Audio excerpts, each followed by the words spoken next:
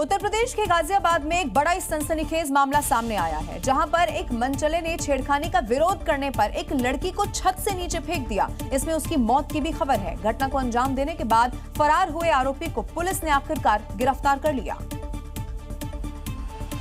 चेहरे पर मास्क लगाकर अपनी पहचान छिपा रहे इस आरोपी ने इस दर्दनाक घटना को अंजाम दिया है। इस हैवान ने न सिर्फ अपने से आधी उम्र की छोटी बच्ची के साथ छेड़खानी की है, बल्कि विरोध करने पर उसे छत से नीचे धक्का देकर फरार हो गया।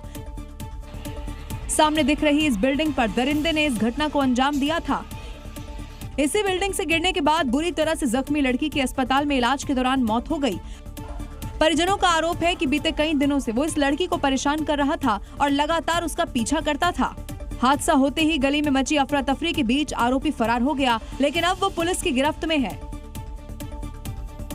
और यहाँ वक्त एक बहुत छोटे से ब्रेक का है। बात पते की में ब्रेक के बाद आगे आपको दिखाने वाले हैं स्कूल ने लापरवाही का ठिकरा बच्चे पर कैसे फोड़ा, और उसके बाद बात पते की में आपके सामने हम रखेंगे सोनम सिया से खतरनाक निकली समिता।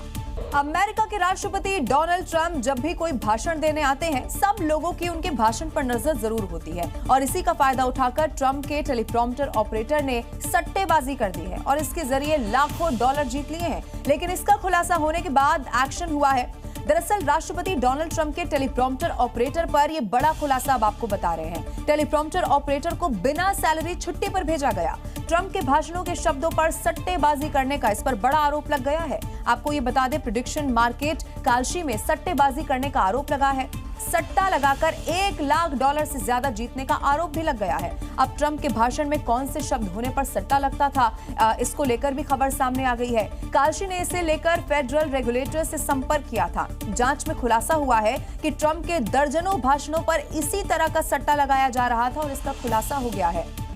अगर आप अपने बच्चे को स्कूल भेजकर ये मान लेते हैं कि वो वहां पर बिल्कुल सेफ है, सुरक्षित है, तो फिर लखनऊ के एक प्राइवेट स्कूल से सामने आया है वीडियो आपको देखना चाहिए, जो आपकी आंखें खोल देगा।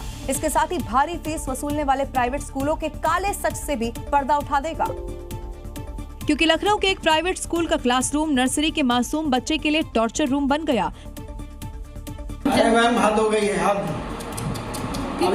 अरे भगवान, जिस तरह से इसने मारा है, अब तो मैं टॉलरेट नहीं। मैम यहाँ किसी को सुनाई नहीं दिया क्या? वो नहीं पहुँचे क्या मैम? कब किसी को सुनाई नहीं दिया? हमारा बच्चा हाथ हो गई यार। मम्मी ये देखिए, मैंने कर लिया सर। अब देख लीजिए, अब देख लीजिए। अरे कोई मतलब वो भी नहीं है, कोई गिनती नहीं है। 60 से 10 कितना मारा है वो। ऐसी लड़कियां तो जान लेंगी मेरे बच्चे का। क्लास की मॉनिटर बच्ची करीब 12 मिनट तक बच्चे को पीटती रही। ऐसे में स्कूल मैनेजमेंट से बड़ा सवाल ये है कि बच्चे की चीखों को जानबूझकर अनसुना किया गया। क्लासरूम में सीसीटीवी लगाने का क्या फायदा?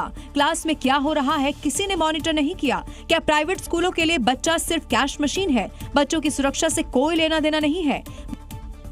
बच्चे के चेहरे और गाल पर चोट आई है, यहाँ तक कि पीजीआई ट्रॉमा सेंटर में उसे इलाज के लिए ले जाया गया। सोचिए इस मासूम के बाल मन पर इसका क्या असर पड़ा होगा। सिर्फ मॉनिटर बच्ची इसके लिए कसूरवार नहीं है, स्कूल मैनेजमेंट से लेकर टीचर तक सभी इस मासूम के गुनहगार हैं।